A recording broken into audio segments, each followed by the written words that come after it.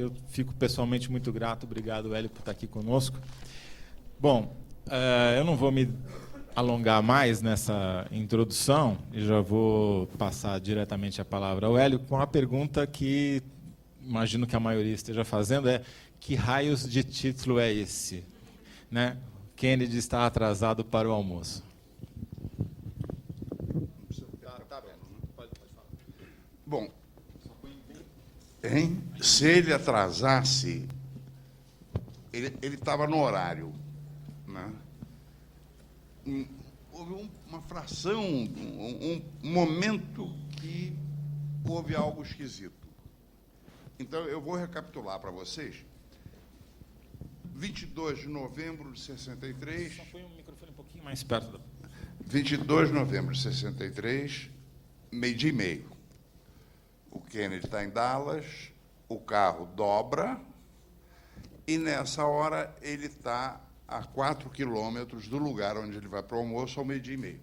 Portanto, ao meio-dia e meio, ele estaria atrasado 2 minutos ou 3. Exatamente ao meio-dia e meio, ele leva um tiro.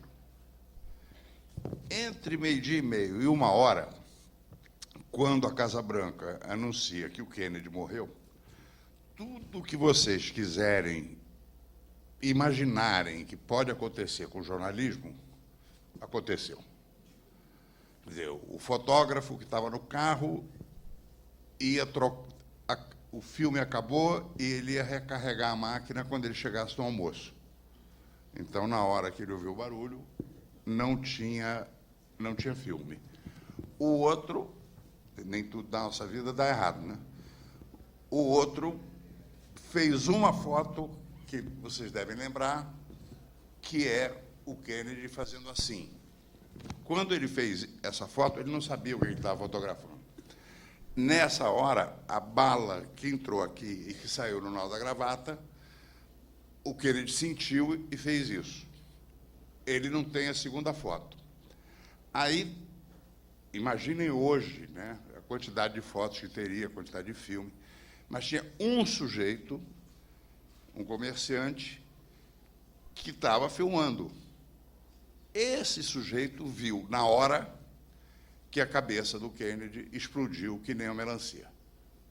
Ele estarrecido tanto que, quando ele negociou o filme com uma emissora de televisão, ele proibiu, durante anos, que os fotogramas da explosão da cabeça fossem mostrados. Então, vejam só. Meio-dia e meio, esse sujeito, chamado Zapruder, ele já sabia que o Kennedy estava morto. No decorrer dessa meia hora, vamos dizer, meio-dia e 36, um jornalista pergunta para um agente, para um segurança do Kennedy, como é que ele está? Simplesmente, ele está morto. Então, meio-dia e 36, sabia-se que ele estava morto. Depois, chega um padre, né? O presidente levou um tiro e entra um padre no hospital. É outra pista. Por uma questão de recato, ninguém disse matar o presidente. E todos os repórteres, bons repórteres, estão ali cobrindo. A notícia está circulando, mas ninguém dá. Aí, lá no almoço, onde o Kennedy não chegou, né? O diretor de uma emissora de Dallas está falando no rádio, enquanto o repórter dele está na mesa das autoridades, e esse diretor simplesmente informa o seguinte: acaba de falar com o médico do hospital e o presidente entrou morto. A Casa Branca leva 13 minutos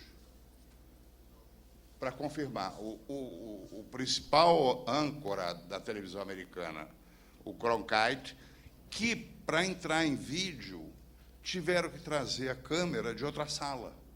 Olha, era outro tempo, né? Tem que ir na outra sala buscar uma câmera que deve pesar 1 tonelada.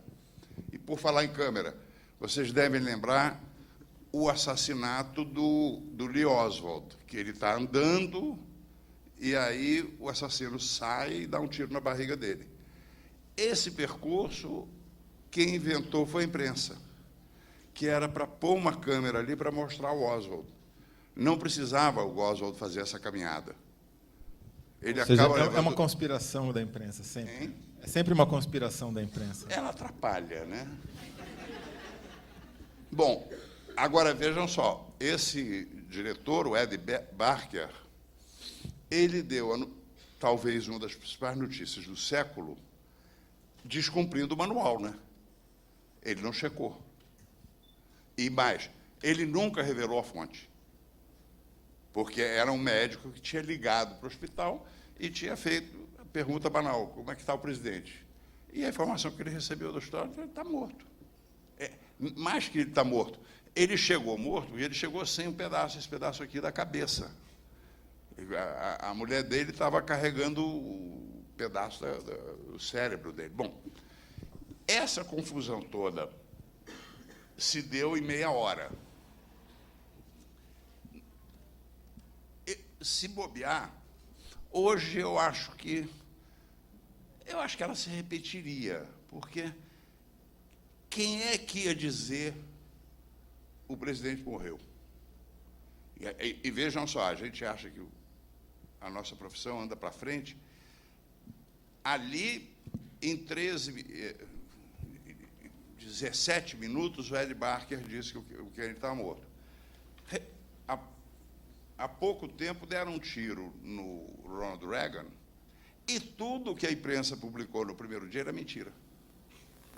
Que o Reagan entrou andando, fez piada, perguntou se os médicos eram republicanos. Coisa nenhuma.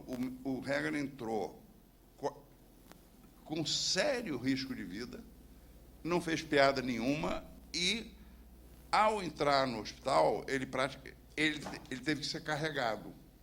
Então, no caso do Kennedy, a realidade foi mostrada. No caso do Ronald Reagan, entraram os marqueteiros e a gente passou, acho que vários dias, publicando essa história soft, e levou tempo para dizer: não, olha, ele chegou e estava arriscado a morrer. Ele teve o pulmão perfurado. Então, a ideia de que, tendo mais tecnologia, a coisa anda ou não anda, né? Bom, eu estou falando dessa história do Kennedy, que é sempre agradável a gente rememorar todas as dificuldades e êxitos e atrapalhações que aconteceram nesse dia, que são da carpintaria da nossa profissão. Quem tiver alguma curiosidade de ver algo relacionado com isso, tem na internet, se consegue um documentário chamado JFK 1 p.m. Standard Time, que é uma exaltação do Cronkite, do trabalho do Cronkite. Porém, o Cronkite deu a notícia do Ed Barker com ressalva, dizendo não está confirmado. Passaram-se 13 minutos. Cada minuto aí acontece 200 coisas. Aí a pergunta o que eram esses 13 minutos? É que, na hora que se deram conta que o Kennedy tinha morrido, veio o fantasma do Lincoln. No assassinato do Lincoln, eles iam matar várias pessoas. E aí a questão era: isso pode ser uma conspiração.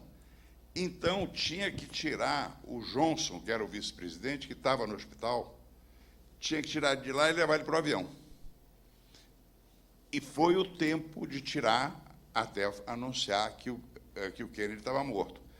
Nesse lance do Johnson saindo do hospital, vocês têm uma aula de fotógrafo. Tinha um fotógrafo do Exército que trabalhava na comitiva.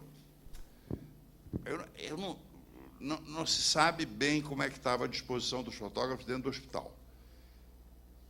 Provavelmente todo mundo queria fotografar o Kennedy, a Jaqueline. Esse fotógrafo, uma hora, viu passar o Johnson. E aí ele tomou a decisão: vou atrás dele. Fora a foto do Kennedy levando o tiro, levando a mão para cá, a foto desse fotógrafo do Exército é a foto mais publicada do episódio, porque ele faz a foto do Johnson jurando dentro do avião. Quer dizer, é o fotógrafo que, ao ver a notícia, ele não fica procurando, e a nossa experiência mostra isso, aquele bando de fotógrafos estão todos reunidos para fazer a mesma foto. Eu disse, não, eu vou sair aqui, vamos ver o que eu faço. Olha, se deu bem. Bom, eu estou contando essa história, basicamente, são as decisões todas em meia hora, a partir do momento em que o sujeito que estava numa unidade de som, onde o carro do Kennedy ia dobrar para ir para o almoço, ele comunica à central. Diz, olha, aconteceu alguma coisa, eles passaram direto. Claro, eles passaram direto, o presidente tinha tomado um tiro na cabeça e estava indo para o hospital. Mas, para esse cara, ó, não sei o que houve, eles seguiram direto. Bom, meia hora. Aí vamos para o segundo aspecto, o segundo pedaço da minha fala, que é: e se acontecer uma coisa e a gente levar 5 anos para descobrir? Seria possível? Então, vamos lá. Em 2010, aqui no Brasil, o Ministério da Educação mudou as regras do financiamento dos alunos das universidades privadas. Toda a imprensa noticiou, foi feita uma mudança, os juros caem de 6% para 3,4%, a exigência do fiador fica mais frouxa e o prazo de quitação foi alongado.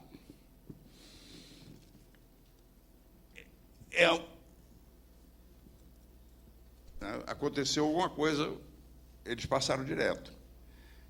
Ninguém parou para olhar, o que é isso? Não tem fiador, o juro é mais baixo, o resgate foi alongado. Além disso, não foi noticiado, mas era prática, essas bolsas serão obtidas numa negociação com as faculdades privadas. Isso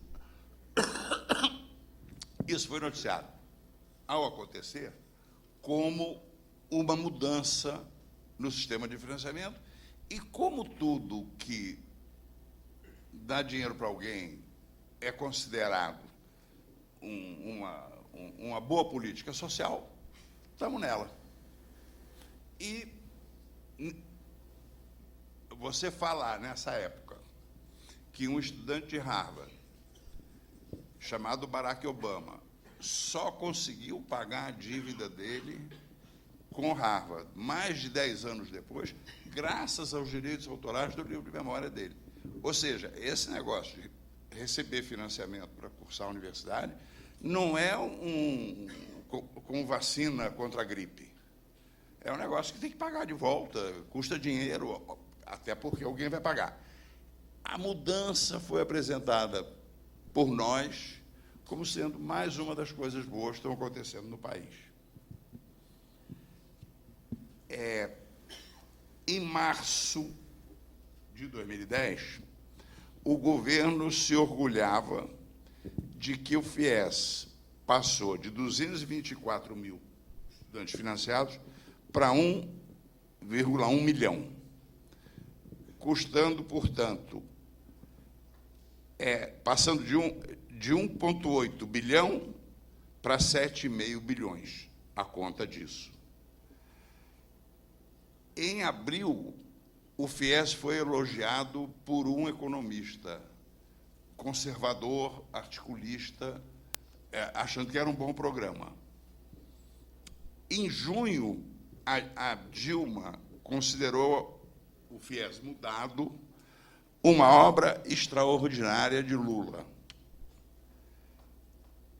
Em setembro, isso tudo ao longo do primeiro ano. Em setembro, o Banco Morgan disse que esse dinheiro não ia voltar, que a inadimplência ia ser alta e o FIES ia dar um rombo. Na hora que o Banco Morgan disse isso, o que era uma cobertura de educação migrou para uma cobertura de previsões de banco. Como o banco prevê tudo, numa direção ou noutra, novamente o cara da unidade de som viu o carro passar, disse, olha, aconteceu alguma coisa, ele passou direto. O sinal dado de que vinha um rombo ali foi esquecido. Em 2014, o Aécio assumiu o compromisso de manter o FIES. Ou seja, o Aécio não sabia o que era. E um parênteses que esqueci de mencionar, é importante, se um estudante tirou 0 na redação e 1,5 no Enem, ele podia reivindicar o FIES. 0 na redação. Tinha uma coisa atrás da cortina que ninguém estava vendo. Chegaremos a ela. O FIES chegou uma hora a ter 1/3 das matrículas das universidades privadas. Nisso, nós chegamos no carnaval desse ano, né? No carnaval desse ano, e sai uma enorme matéria, de 3 páginas, no Estadão, mostrando a numerologia do FIES.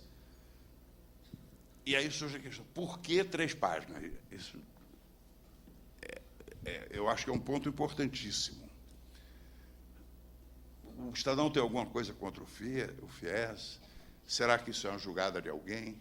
Não, é o carnaval, não tem notícia. Se você chegar na quinta-feira para o teu chefe e disser que você tem 3 páginas para terça de carnaval, sai até o suicídio do dono do jornal. Então, abriu espaço. E essa matéria levantava um outro ponto, porque, até agora, poxa, nós somos a favor de financiar os estudantes. O que tem de errado nisso? Tinha acontecido outra coisa. Com o FIES, as universidades privadas se livraram da cobrança das mensalidades. Elas provocaram uma migração do estudante que pagava, ou não, para a conta da viúva. Então, teve uma faculdade aqui em São Paulo, a matéria mostrava, 1.200 alunos, só tinha 4 que pagavam. Os outros todos foram transferidos para o FIES. O que tinha acontecido lá em 2010 também? O governo tinha estatizado a questão da inadimplência escolar, com a gente pagando. Ao lado disso, junto com isso, o Cid Gomes, ministro da Educação, ele anunciou o que aparecia como mudancinhas. Não podia tirar 0 na redação e tinha que ter 450 pontos no Enem.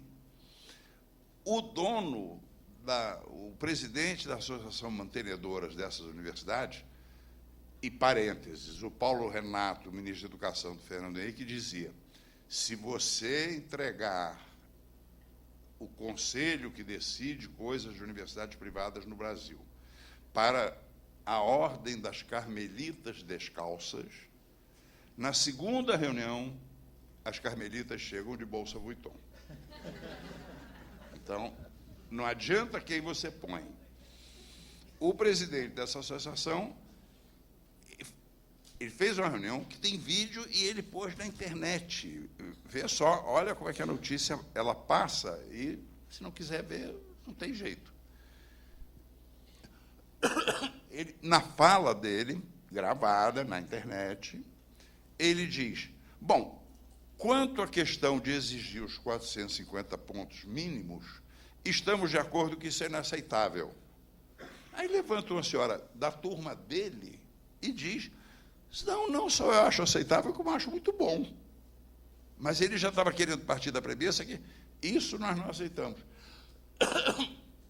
Porque eles se consideram donos dessa parte do MEC.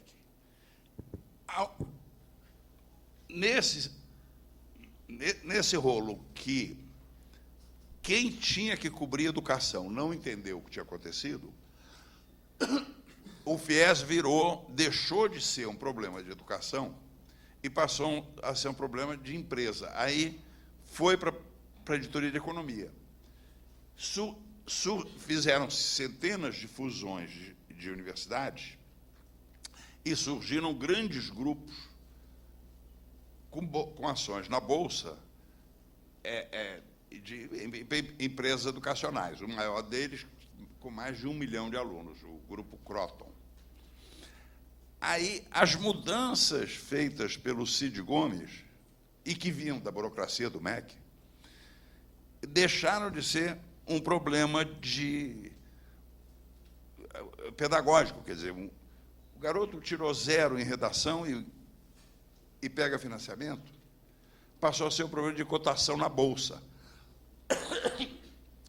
Medidas de Cid derrubam as ações das empresas. Mas, claro, as empresas estavam ganhando dinheiro fazendo a viúva pagar a viúva pagava uma mercadoria inexistente. Quer dizer, o garoto tirou 0 em redação, 15 na prova do Enem, e nunca pretendeu pagar. Até porque, não vamos esquecer nunca, esses financiamentos do FIES, no fim, iam virar mais um fundo que teria que ser resgatado pelo Tesouro Nacional. Então, a comparação maluca que eu faço é a seguinte: tudo do Kennedy aconteceu em meia hora. Aliás, não tinha como não acontecer, né? Porque não dava para esconder. Agora, nós levamos 5 anos para ver que uma mudança apresentada em 2010 era louca. O Zapruder, quando ele viu que a cabeça do Kennedy explodiu, ele disse: esse cara morreu.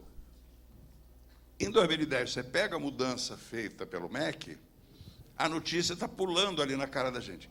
Isso é maluquice. Não só nós não percebemos a primeira maluquice, como quando foram aparecendo os sinais de que aquilo ali não vai funcionar, foi para a editoria de economia ou foi para a editoria do falso problema. A moça que está com o seu financiamento travado dá uma entrevista e se queixa do MEC. Coitado do MEC, o MEC não tem nada a ver com isso. Aquilo ali estava bichado. Explode com essas matérias e, semanas depois, já vitoriosa na eleição, a Dilma reconhece, quando, numa entrevista coletiva, disse: bom, o governo já fez alguma coisa de errado? E ela diz: olha, pensando bem, remancha. Não, eu lembro, tem uma coisa errada. O FIES, ao aceitar estudantes com 0 em redação e ao deixar para as universidades o controle da porteira do financiamento, que era a essência do outro projeto. E, olha, o Gilmar Mendes, numa reunião do Supremo, disse que essa providência foi eleitoreira. Ele diz que essa providência foi eleitoreira. Eu vou te dizer, eu não acho, não. Eu acho que tinha o lado de demagogia. Obrigado. Não era eleitoreiro. Deu resultado eleitoreiro? Deu. Apenas nós não prestamos atenção. E, na hora que prestou, o FIES está sendo reorganizado e as universidades montaram sistemas paralelos de financiamento, que é uma grande coisa. Bom, vou fazer o papel, então, de questionador. Você acha que a gente demorou 5 anos? Para pegar esse exemplo, mas, obviamente, a gente poderia citar vários outros aqui. Você acha que, nesse caso do FIES, a gente demorou 5 anos para perceber a notícia que estava passando, não?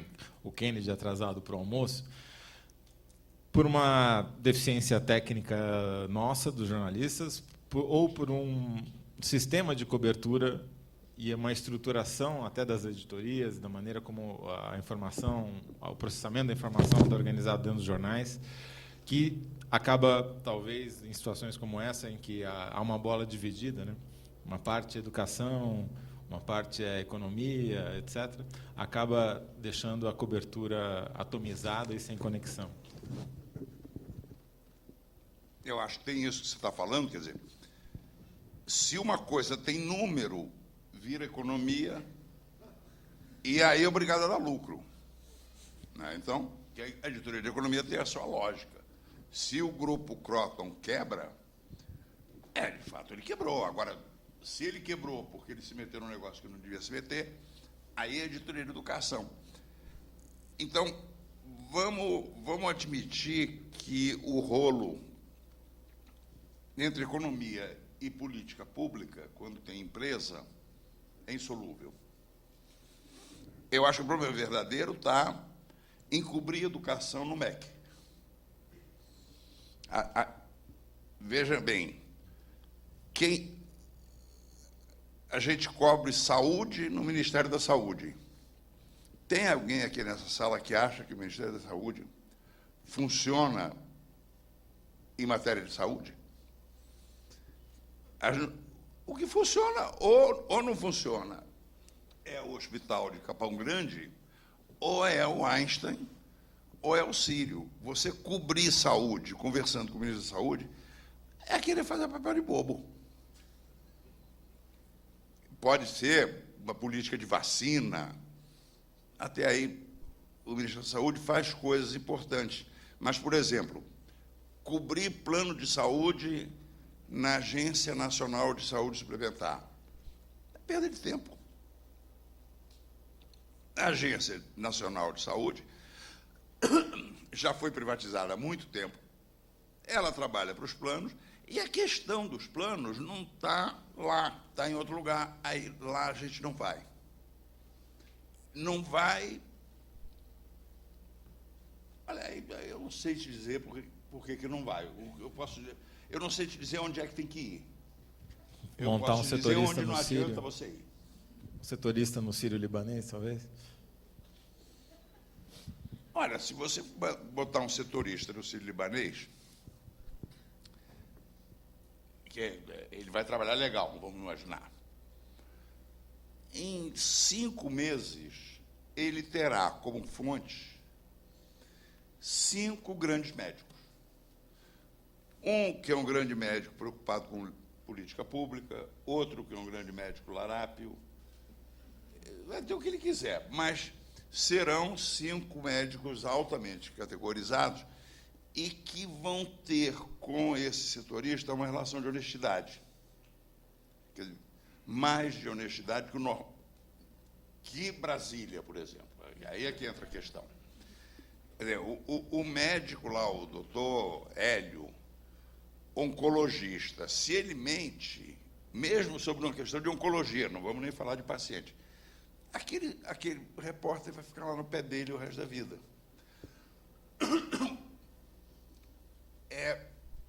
Então, o setorista do Sírio pode virar um sujeito que entende de saúde. Pelo menos porque ele conversa com gente que entende. O que eu garanto a você é o seguinte: em Brasília não tem ninguém. Porque o cara de Brasília que entende de saúde, ele está na função de mentir em benefício do governo.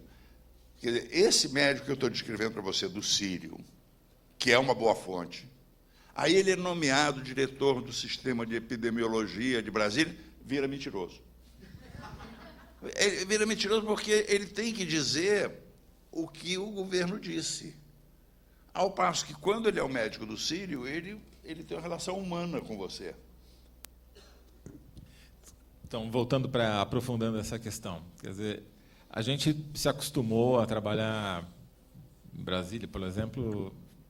Nunca vou me esquecer do choque que eu tive quando eu fui trabalhar lá em 1988 e me apresentaram para uma sala de imprensa que eu nunca tinha visto, porque aqui em São Paulo não existe, né? Isso é um fenômeno brasileiro. Era carioca e depois foi transplantado para Brasília, que é onde os jornalistas trabalham na sala de imprensa.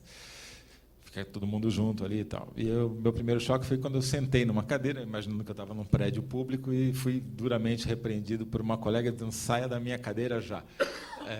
Porque tem posse, né? Tem direito de posse. Mas, enfim, a cobertura é toda setorizada, é toda atomizada, e com setoristas para o bem e para o mal, específicos para aquela área, que só cobrem aquele assunto, e com um certo, digamos, até prurido de um entrar na área do outro, porque, afinal de contas, não, esse território físico, geográfico, é meu. Essa lógica, nesses tempos de hoje, especialmente com... Claro, como você disse, a tecnologia mascara muita coisa e transforma, talvez, nem tanta, mas, hoje em dia, me parece que faz menos sentido ainda você ter uma cobertura geográfica para um problema que é temático e que, na verdade, pega várias áreas, né? Mas você está lidando com dois bichos diferentes. O jornalista que quer notícia é uma pessoa. O jornalista que quer uma cadeira na assessoria de imprensa é outra. Não tenta misturar. E, aliás, uma coisa que eu acho que todo mundo deve sempre prestar atenção é nunca brigar com esse tipo de gente, muito menos com o assessor de imprensa. O assessor de imprensa vai mentir. Não, tudo bem, olha, é como brigar com o carcereiro, entende? Não adianta nada, você está preso porque um sujeito te prendeu. Esse carcereiro é o sujeito que tem encarregado de tomar conta da porta. Se você brigar com ele, você vai arrumar uma convenção para você. Olha, quando tinha o Senado no Rio, o Marcos Sá-Correia aquilo era chamado Senadinho, né? Era uma sucursal do Senado, e o Marcos Sá-Correia cobria aquilo, e um dia ele queria estacionar o carro na área do Senadinho, onde tinha um estacionamento. Como ele trabalhava ali, ele pediu uma credencial do Senado. Foi negada. Por quê? Porque a lista dos credenciados formava a série dos jornalistas que acompanhavam os senadores em viagens.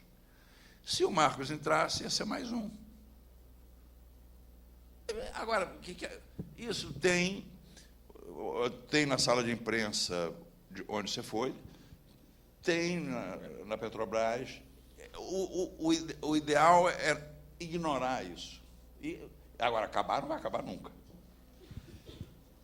Hélio, eu sei que você já falou um pouco sobre isso no ano passado, mas eu acho que vale a pena a gente recapitular, até para explicar como você montou essa cronologia que você falou no começo, sobre o seu jeito de trabalhar, né?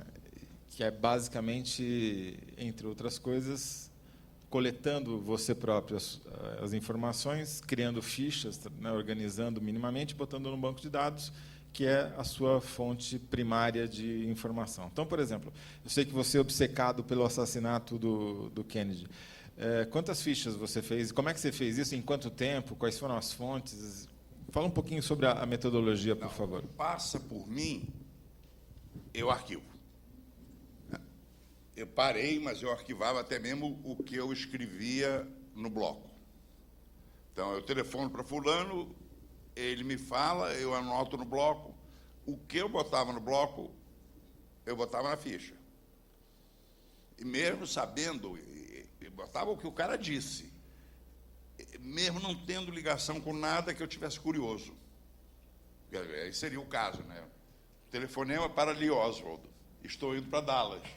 Aí você põe, dia 19, Lee Oswald disse que ia para Dallas. No dia 22 ele chegou. Isso eu cansei, mas notícia de jornal, notícia que está na internet, ou mesmo informações relevantes, eu abro uma ficha. Passou por mim, eu abro uma ficha.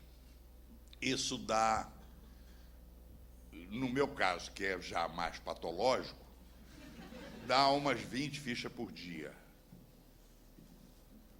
Nunca menos de 10, também nunca mais de 20.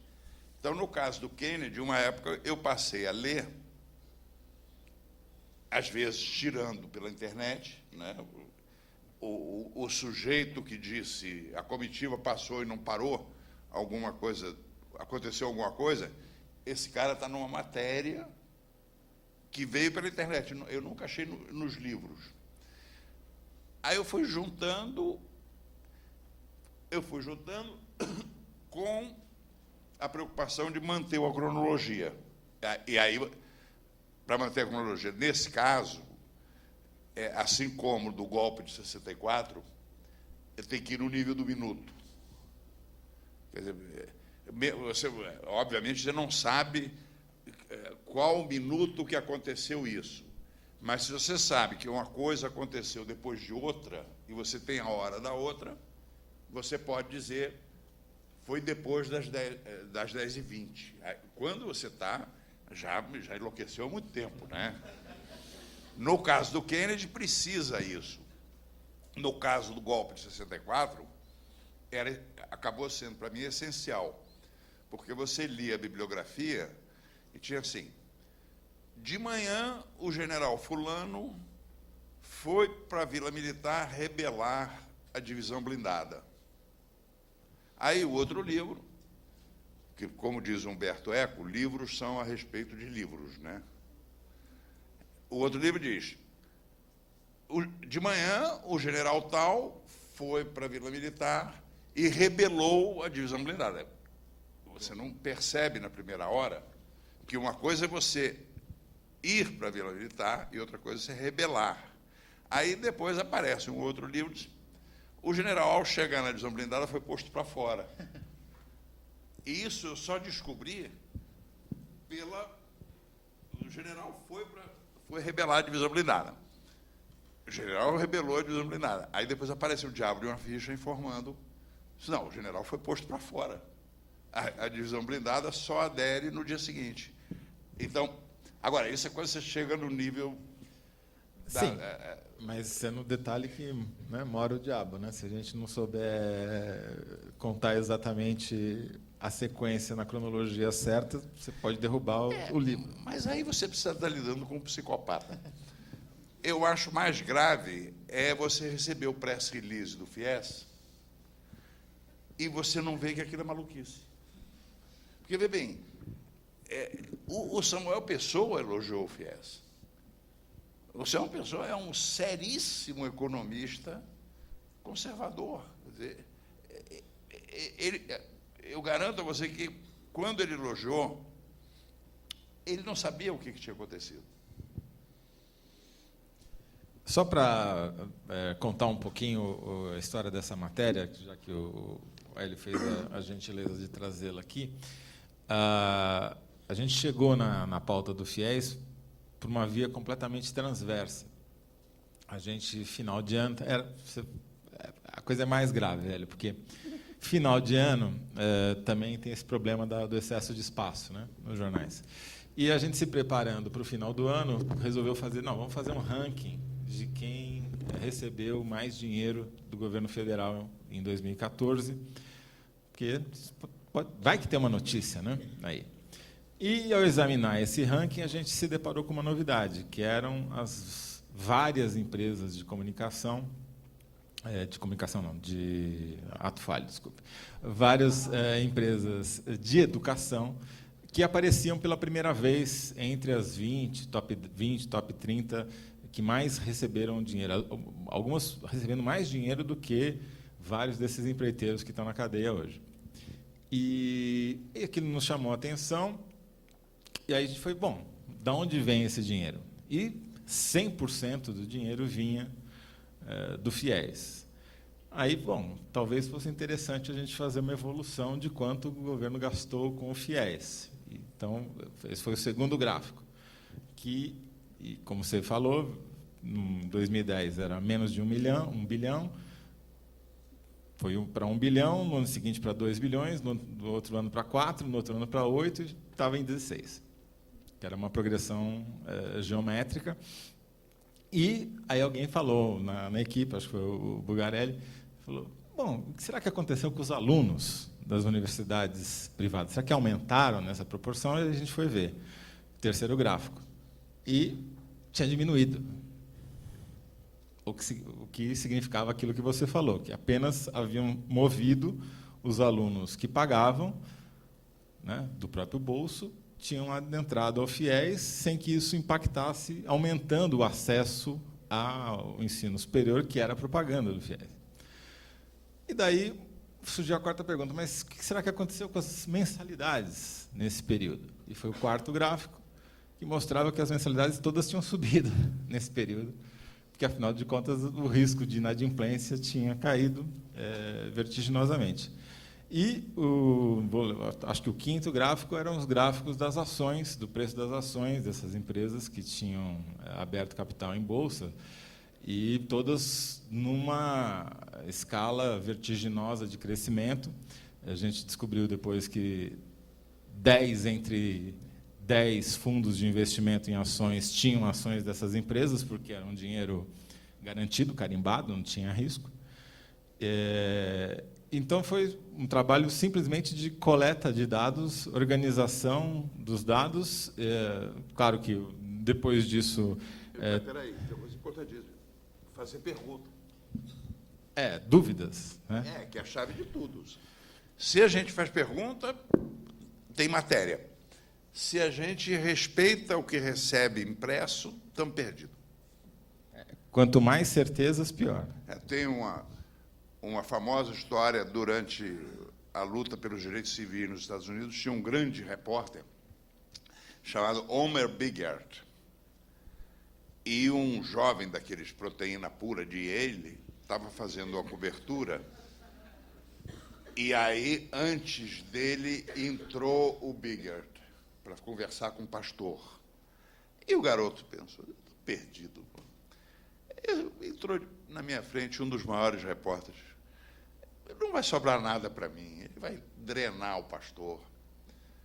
O Biggert ficou lá seus 20 minutos, saiu, aí o Proteína Pura entrou e começou a ter uma conversa de estadista para estadista com o pastor. E, quando terminou, o pastor disse, poxa, que bom conversar com você, hein? Porque é um diálogo produtivo. Aquele outro que veio antes ficou o tempo todo fazendo pergunta. Aí ele tinha feito um tremendo mico. Agora, no caso do FIES, eu queria levantar uma questão para apurrar a vida da gente. Todo mundo conhece alguém que conhece alguém que conhece alguém que sabe de um caso de uma pessoa que recebe Bolsa Família indevidamente, que é a prova final de que no Bolsa Família tem fraude. Tudo bem.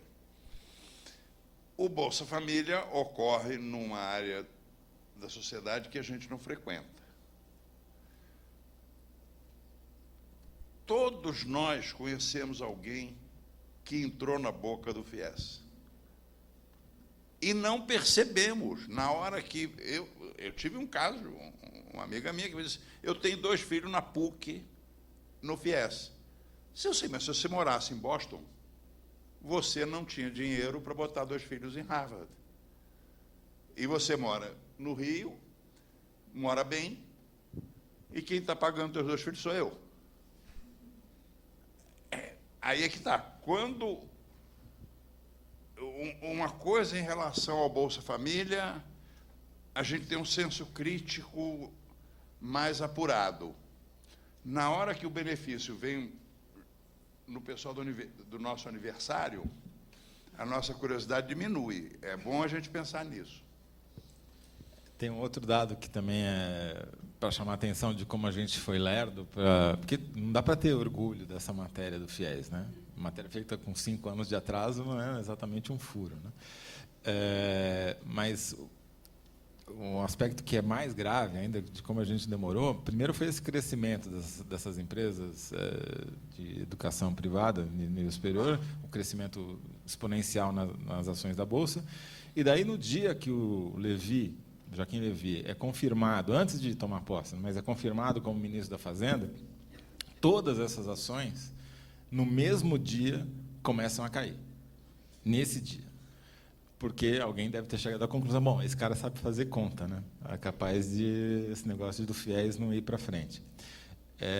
E demorou mais 2 meses para a gente chegar nesses números e entender por que as ações dessas empresas estavam caindo do jeito que estavam caindo. Quer dizer, realmente a gente está com um sério problema de atraso para perceber a notícia. Mas tem outros. Eu sei que se você gosta de colecionar casos de jornalistas do passado e que podem ser elucidativos para o presente, né?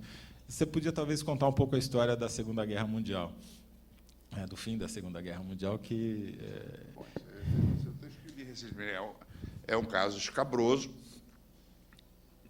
Tinham os credenciados, sempre os nossos amigos credenciados, né? Os credenciados no comando americano em Paris são acordados, são chamados um dia e dizem, olha, tantas horas no aeroporto, acho que são 12, nós vamos para um voo. Né? Eles chegam, 12, e aí, quando eles vão ver, eles pousam na cidade de Reims. Ao pousar em Reims, isso nós estamos em maio de 45. Ao pousar em Reims, praticamente todos sacaram o que vai ter aqui a rendição alemã. Ficam em Reims um dia, assistem à rendição, aparece lá o general, assina, tudo bem, e aí recebe a informação que a notícia está embargada, porque tem que esperar a rendição na outra frente, na frente russa, para anunciar as 2 rendições ao mesmo tempo, senão é falta de educação. E aí, os credenciados, né? Tudo bem. E um repórter, ao voltar a Paris e ver que a notícia continua embargada, ele telefona para Londres. Eu me esqueci o nome dele, eu também acho que é Ed também. A guerra acabou. Então, você vê, a notícia mais importante, as 2 notícias estão entre as mais importantes do século XX, ofenderam o manual, né? Um não checou com a fonte, que é o caso do Kennedy, não checou a fonte, e o outro descumpriu o acordo. Bom, aí, tendo descumprido o acordo, imagina, os outros todos levaram furo. E avançaram como se fossem lobos em cima dele, condenaram a atitude dele, ele teve a credencial cassada, a vida dele entrou num desvio, ele nunca se recuperou, e só teve um jornalista que defendeu ele, que foi o Liebling. A nossa classe condenou ele. E ele tinha um argumento, e a nossa classe condena, dizendo o seguinte, ele fez o acordo, ele não podia descumpri-lo. Tá legal. Ele contra-argumenta, uma rádio alemã já tinha dado essa notícia. Aí eu não posso fazer acordo para tomar furo. Agora, o fato é o seguinte, esse pobre, Ed, eu acho, o pobre Ed acabou diretor de um jornal da Califórnia. A AP, para quem ele trabalhava, levou 20 anos, talvez 30 anos para pedir desculpas. Quer dizer, notícia, isso a gente aprende, né? A gente vive em busca de notícia, mas ela atrapalha. Você tem redação onde um jornalista que ficar o dia todo fazendo fofoca da chefia, andando ali em volta do bebedouro, aquele jornalista bem informado, de redação, e tem o outro que entra trazendo notícia, no dia seguinte, qual dos dois pode ter um problema? O fofoqueiro, nunca. Bom, quem tiver perguntas, eu peço para fazer por escrito, por favor, daí me entregar aqui. A gente está sem ninguém de... Tem alguém de laranja aí? Por favor.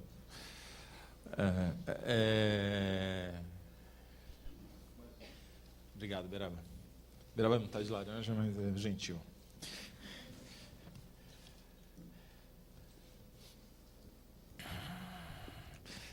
Bom, a pergunta aqui de $1 milhão. Vamos começar barato aqui. Que FIES está passando na nossa frente e a gente não está vendo? Boa ideia. Olha, sem dúvida nenhuma, não chega a ser um FIES. O FIES é raro acontecer, né? É que nem dá tiro na cabeça, não esquece do microfone.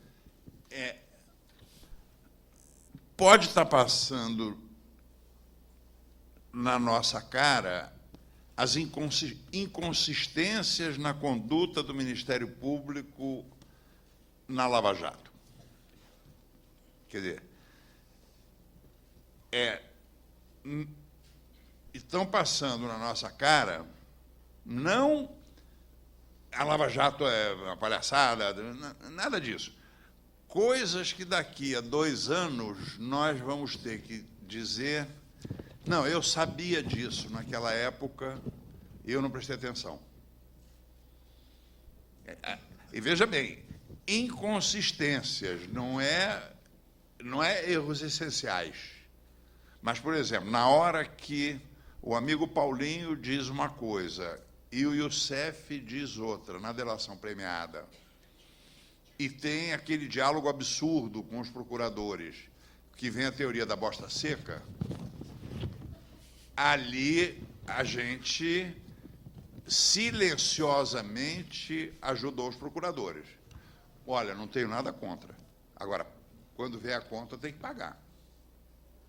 Porque ali ficou claro, são 2 sujeitos que estão colaborando, 2 sujeitos que assinaram documentos, assinaram acordos nos quais, se mentir, cai tudo.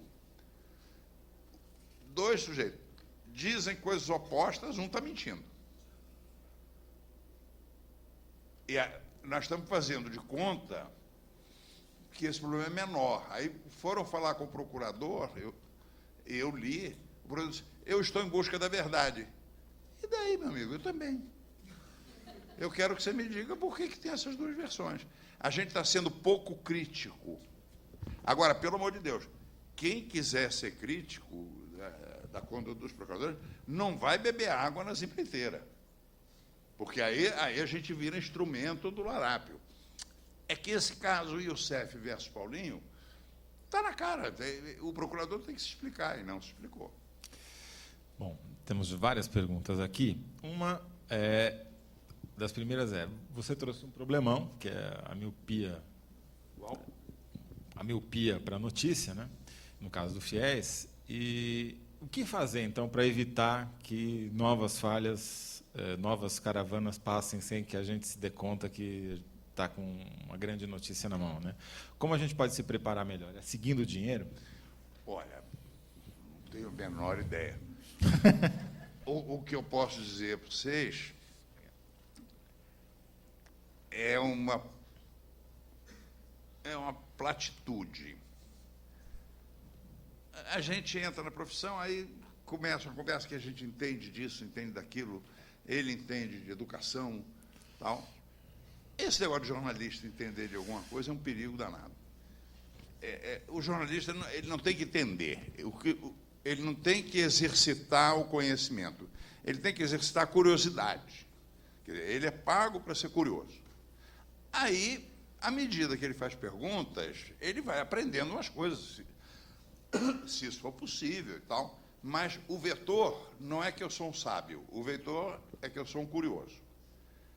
Bom, o que jornalista precisa saber desde o dia que o Foquinha entra na redação até o dia que ele sai, que é um bom jornalista, fez a sua carreira, do primeiro ao último dia. Ele tem que sempre olhar para o interlocutor e tentar ver o seguinte: ele está me fazendo de bobo? Sempre. Então, por exemplo, quando veio o press release do FIES, estavam nos fazendo de bobo. Eu não sei o que é o quê. Eu desconfio que queiram me fazer de bobo. Se a pessoa tem esse mancômetro, olha, se livra de metade dos problemas. Pergunta sobre gerações aqui. Como você avalia o nível dos jornalistas de hoje e de ontem? Quais os De méritos ontem, e quando? deméritos? Não está precisado. Você pode no escolher. caminho. Olha, só melhora, tá? Com um calombo. Durante a ditadura, a partir de 64 até 82, comunista, esquerdista, cabelo comprido, não podia ter cargo público, não podia trabalhar aqui, não podia trabalhar ali. Então, muita gente de grande nível cultural, com acesso, você não podia trabalhar na Petrobras, por exemplo, né? Gente de bom nível cultural, sem ter acesso a áreas do mercado de trabalho, eles iam para o jornalismo, que levava a tese de que o jornalismo estava infiltrado por esquerdistas. Estava, porque o esquerdista não podia ser da Marinha, da Aeronáutica, do Exército, do Banco do Brasil, Petrobras, vai trabalhar no jornal. Então, isso fez uma migração de gente muito capacitada para as redações. Eu digo muito capacitada, mas não era gente que gostasse muito de trabalhar, não. Aí, quando com a eleição direta o MDB vai para o governo, o pedaço dessas pessoas capacitadas que estava filho a boquinha foram para as assessorias de imprensa. Então, a linha é assim, ó, pum, tan, e quando volta acima. Nunca caiu. Uma pergunta... Você vê, hoje, quase todos os jornalistas falam inglês. 2 gerações atrás, nem o dono do jornal falava. Alguns continuam sem falar. Mas...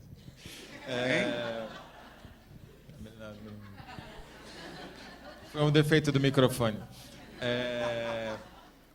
2 notícias importantes do século XX, como você disse, não cumpriram o manual. O manual nunca ajuda, deve ser rasgado, ou tem ocasiões em que ele é bom? Olha, eu nunca li um manual.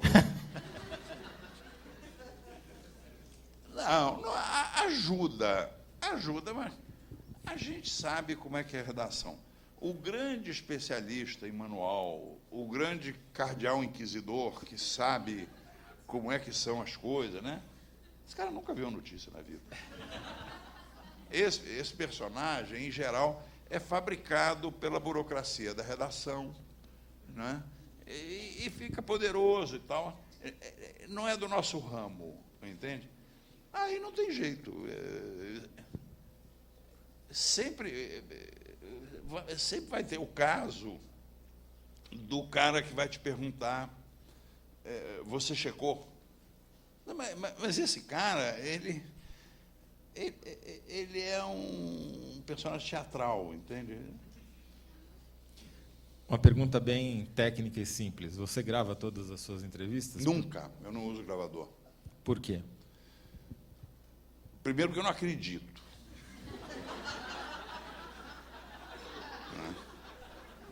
Depois, porque a Dorit, que usa, ela fez uma entrevista com o Isaac Rabin em Jerusalém, e quando ela chegou no hotel, não tinha gravado nada. E ela passou pela experiência de ligar para o Isaac Rabin, que não queria dar a primeira entrevista, ele já deu o contrafeito, para pedir para ele conversar de novo com ela para dar a segunda entrevista.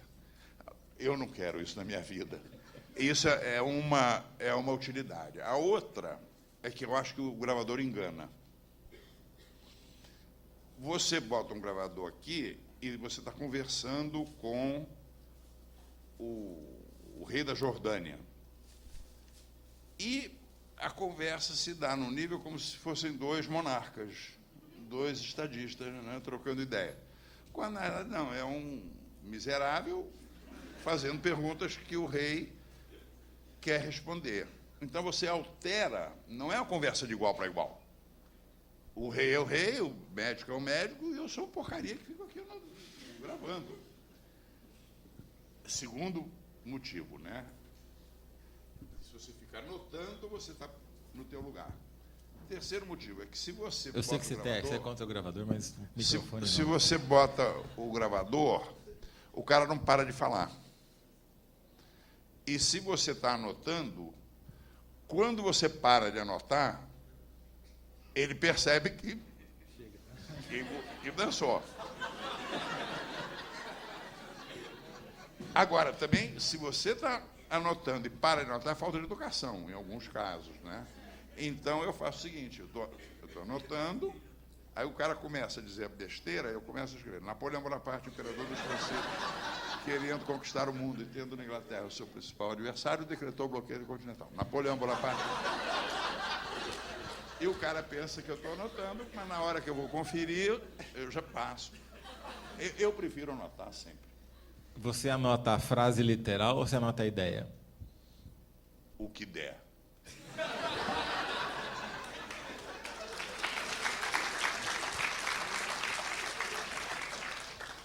Tem 3 perguntas.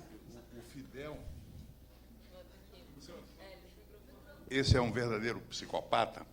Ele não só grava, como, enquanto você acompanha ele, vem um meganha com um gravador o tempo todo, gravando. Aí, na sala dele, tem uma hora que ele te pega e te leva para um canto oposto. Aí, nessa hora, o meganha não vai. Agora, eu ficava olhando, esse cara pensa que os outros são bobos, né? No que ele me leva para o canto, é que ele quer falar sério. Bom, aí ele grava tudo, e no fim da entrevista, ele virou e disse, você não quer levar a fita? Eu disse, não. Não, mas é bom para você checar. Eu disse, não, o comandante não precisa, eu anotei tudo. E aí eu me dei conta, com uma certa tristeza na cara dele, que estavam rejeitando um cassete com... E nem como não recuerdo. Tem 3 perguntas com grafias diferentes, ou seja, não foi a mesma pessoa que escreveu 3 vezes, perguntando sobre, pedindo para você fazer uma comparação perguntando se você acha que há comparação entre a cobertura da morte do Kennedy e a cobertura da morte do Eduardo Campos, porque também teve um delay entre o fato e a confirmação da morte. Não, mas no caso do Eduardo Campos, se sabia que quem estivesse naquele helicóptero estava morto. Avião. Aí não. No Kennedy, não. No Kennedy, algumas pessoas viram ele fazer assim, o Zapruder viu a melancia estourar, a Jaqueline viu que a cabeça do marido dela estava estourada e tentou fugir do carro. Você não ela não estava catando miolos, não. Hein? Ela não estava catando. Imagina, me põe num carro lá de quem quer que seja, explode a cabeça, o que eu vou fazer? A primeira coisa que eu quero é sair desse carro. Tanto que ela todo o resto da vida, ela dizia que não tinha memória de ter levantado do banco. Outra pergunta ainda sobre a morte, paralelos. Você acha que no caso da diverticulite do Tancredo, o bonde também passou e nós não vimos a dramaticidade da questão?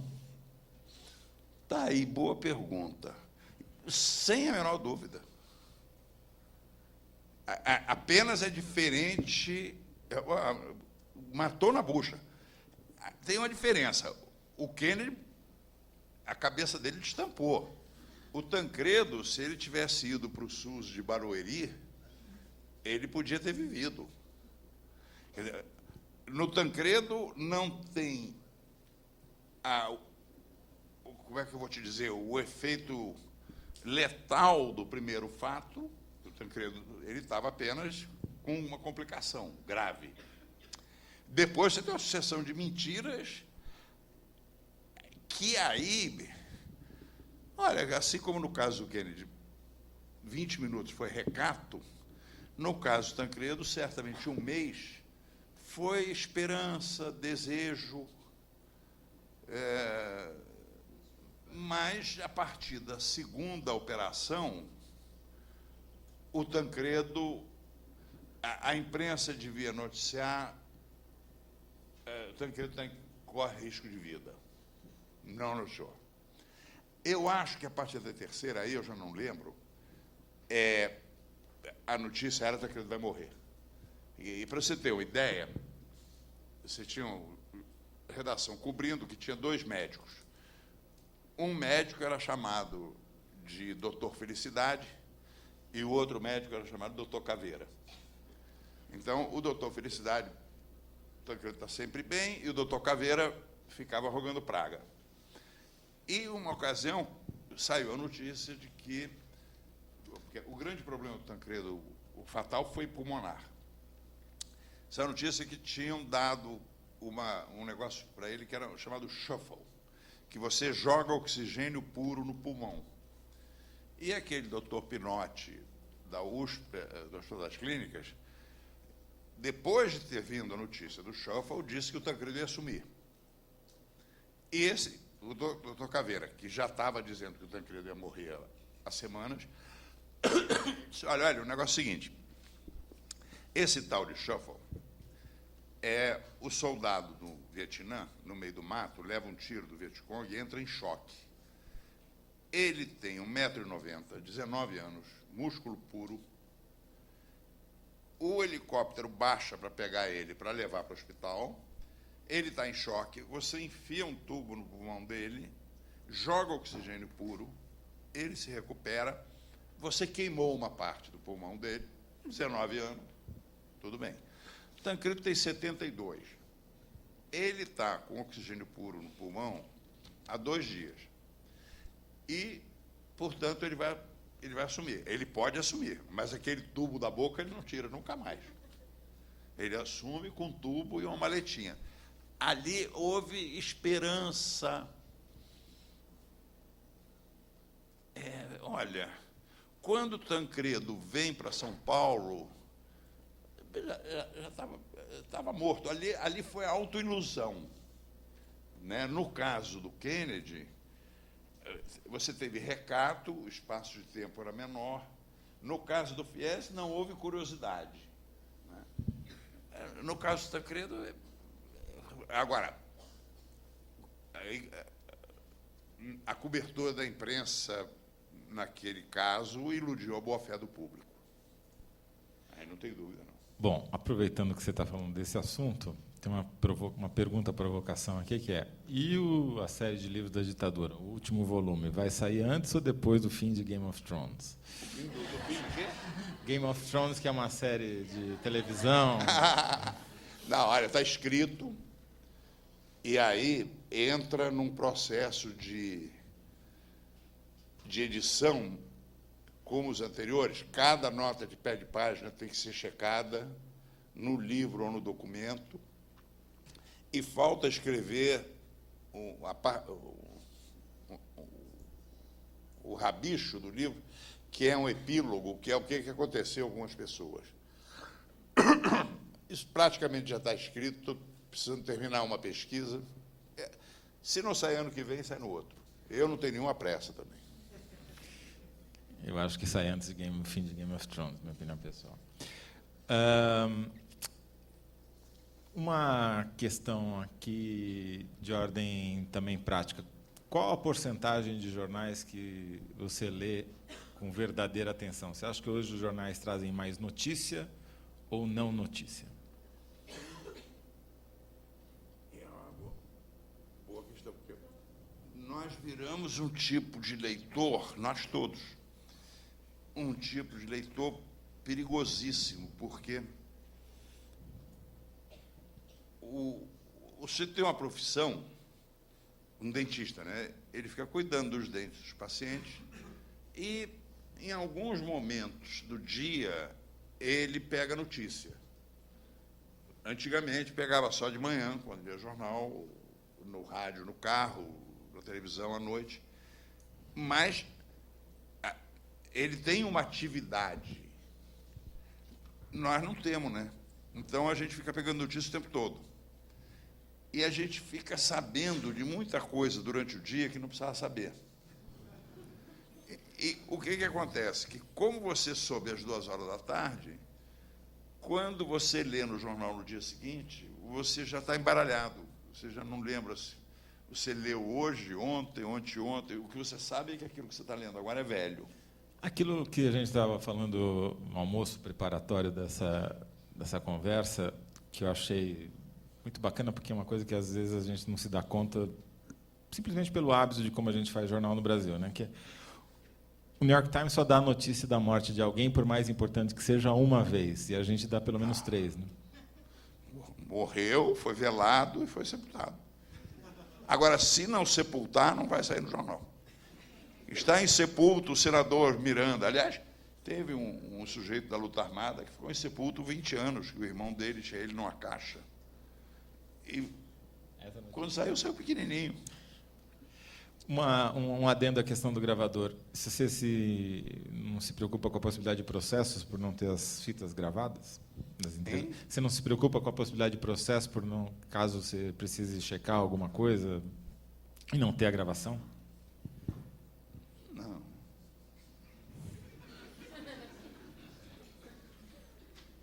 Os livros renderam algum processo? Hein? Os livros sobre a ditadura renderam algum processo para você? Teve um tenebroso, porque era um processo, era o Nina Ribeiro, um deputado do Rio, que, num negócio banal, tinha uma observação de um outro político a respeito dele. Esse é maluco.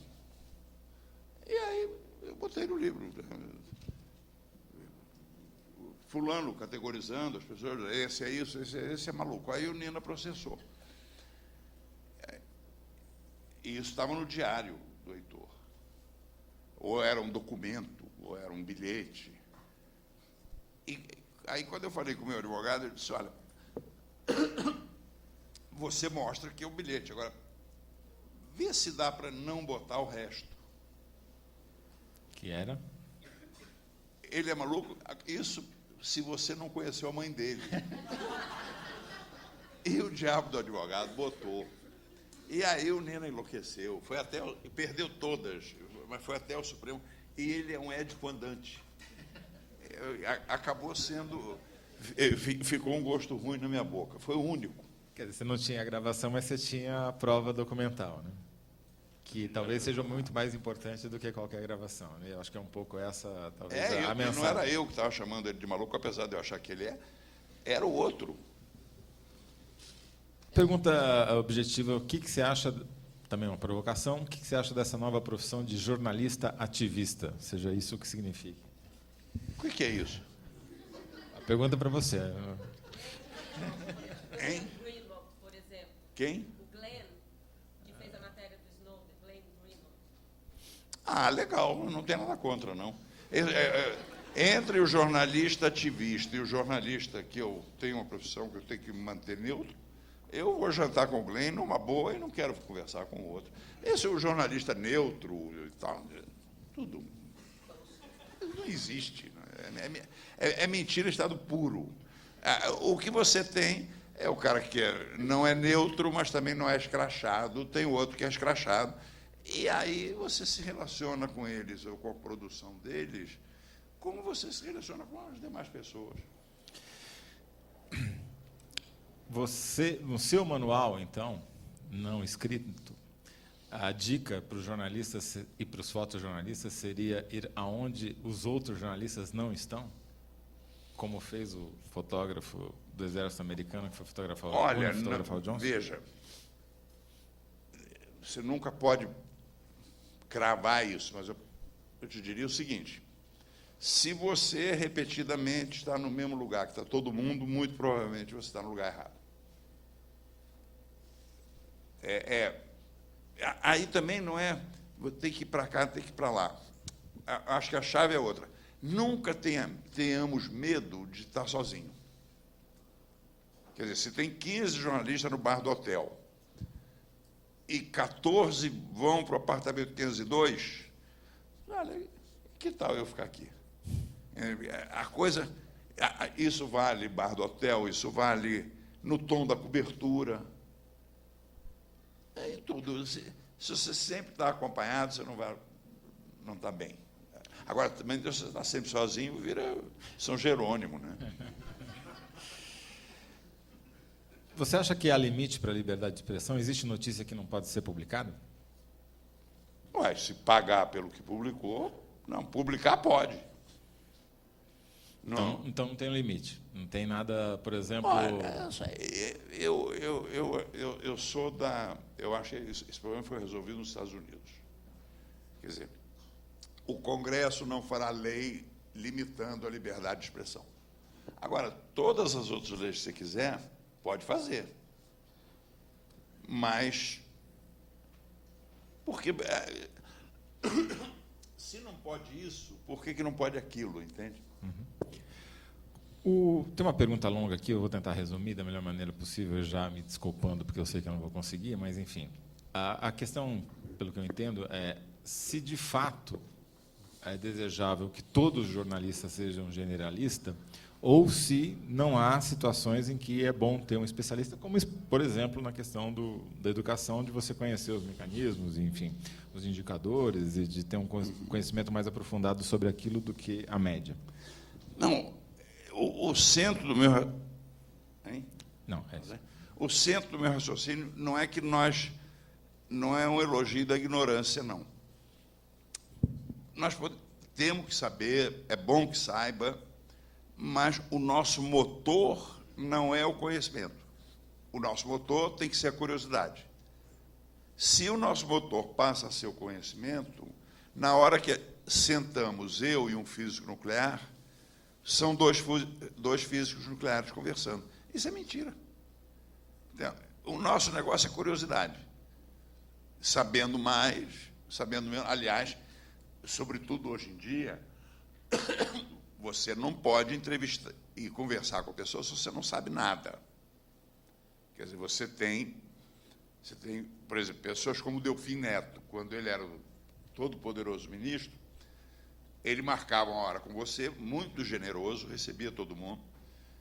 Você sentou e ele ficava medindo o grau de inteligência da pessoa ou de informação. Quando ele chegava na percepção, ele botava um sobrepreço de 10% e conversava. Quer dizer, se a pessoa vinha aqui, o Delfim conversava nesse nível. Se a pessoa vinha aqui, o Delfim conversava nesse.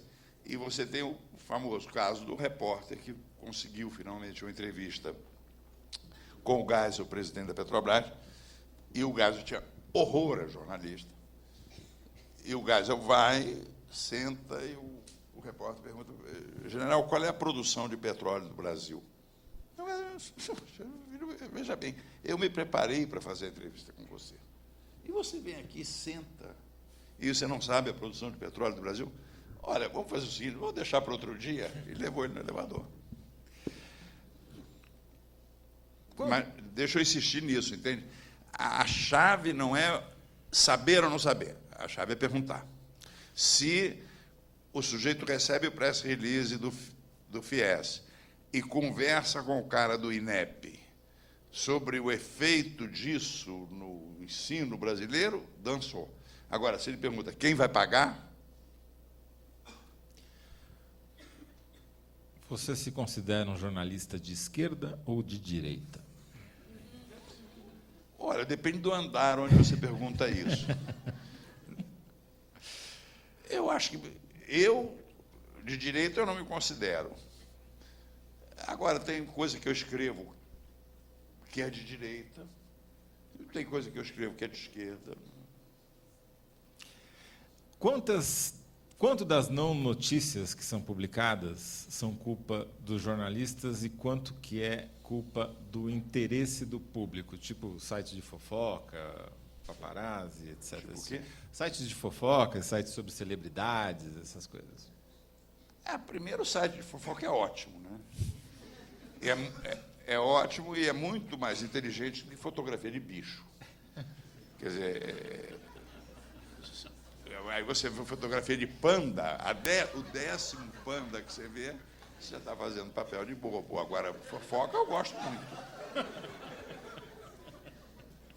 Não, aí, olha, agora com... Veja, eu acho que em todo esse rolo que a gente está passando e vai continuar passando por anos, a profissão do repórter cresce, diminui, aconteça o que acontecer, a solução estará no fortalecimento do editor.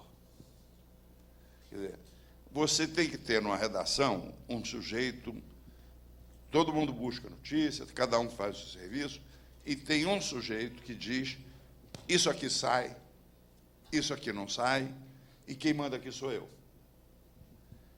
E aí você faz o jornal à semelhança da competência do editor ou dos editores. Se você tenta fazer um jornal, ou revista, ou seja o que for, com todas as notícias que saíram na internet durante a tarde, aí você está perdido. Quer dizer, morreu, foi velado, foi sepultado.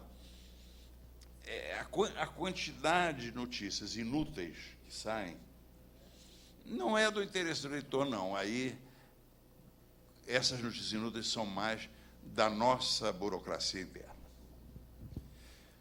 Uma pergunta sobre o seu estilo. De onde surgiram os termos que você costuma usar nas colunas, né? E se isso, às vezes, não corre o risco de deixar o texto um pouco cifrado? Os textos, vocês têm que partir de uma premissa que eu me divirto muito escrevendo aqueles negócios. Aí surge na lembrança, eu tinha um colega de faculdade que falava patuleia, o Ibrahim Suede falava hermanário. O cifrado a observação é muito boa, mas você tem o seguinte, toda a relação do leitor com o colunista tem um ingrediente de cumplicidade. Quer dizer, o leitor ele sempre acha que esse colunista fala coisas meio difíceis, meio crípticas, mas como eu sou muito inteligente, eu entendo. E você que não é, você não entende. Então, tem isso, é saber quem era a dama de preto do Ibrahim Suede, entende? A dama de preto estava no jantar, quem é a dama de preto? É uma cumplicidade. Às vezes, é um tempero, agora, em exagero é um defeito. Se o que eu escrevo parece sempre o índice de críptico é alto, defeito meu, me avisa. Bom, eu não vou conseguir fazer todas as perguntas, peço desculpas àqueles que eu, pela minha incompetência, não consegui formular aqui, mas eu queria terminar fazendo uma questão que tem a ver com isso que você acabou de falar, que é uma frase que é sua, mas que foi apropriada por um político que eu não vou citar o nome, que é a definição da imprensa brasileira dos jornais, era Roma, né? Roma antiga, né? Colunas e ruínas. O jornalismo Partenon, colunas e ruínas. Como você atualizaria isso hoje? Você acha que está sobrando coluna, está faltando coluna, ou está sobrando ruína?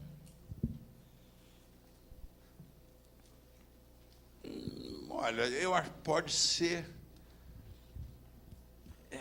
isso você não mede pela quantidade. Então, levando em conta a qualidade, a beleza estética das coisas. Pela qualidade, aí eu acho que tem coluna demais. Agora, veja, no Brasil tem colunista, não tem muitos hoje, mas sempre, grandes colunistas eram colunistas diários. Isso é rigorosamente impossível. Mas você achar que um sujeito acorda de manhã e, quando der 7 da noite, ele tem 60 linhas para escrever que você deva ler. Todo dia. Quer dizer, não custa nada ser dia sim, dia não, entende? Então, no que tem colunista diário, já destrambelhou.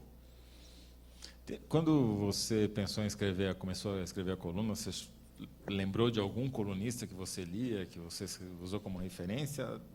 Até porque é difícil de achar um paralelo, até pelo estilo de escrever e pela maneira como a coluna... Que eu lia muito, eu gostava muito de Stanislau, Antônio Maria, mas o Stanislau e o Antônio Maria, eles tinham o tipo, sobretudo o Stanislau. O Antônio Maria tinha mais, mexia mais com notícia. Eu gostava muito deles aí de garoto, né? Depois eu aprendi na calçada, porque trabalhando com o Ibrahim, fazendo coluna, e depois eu peguei gosto por alguns jornalistas, sobretudo americanos. Então, por exemplo, Mencken. Aliás, você vai fazer uma coluna, dá uma lida no Mencken e você vai aprender. Eu gostava muito do Safire, que era a quintessência da direita, mas escrevia como um rei, né? Bom, gente, infelizmente o nosso horário chegou ao fim. Eu queria mais uma vez... tá parecendo o Jô Soares aqui hoje. Teve pelo menos um suspiro que eu ouvi aqui. Queria agradecer muito, Hélio, pela tua presença aqui mais uma vez, agradecer a vocês por estarem aqui prestigiando mais esse congresso da Abrage, e daqui a pouco eles voltam.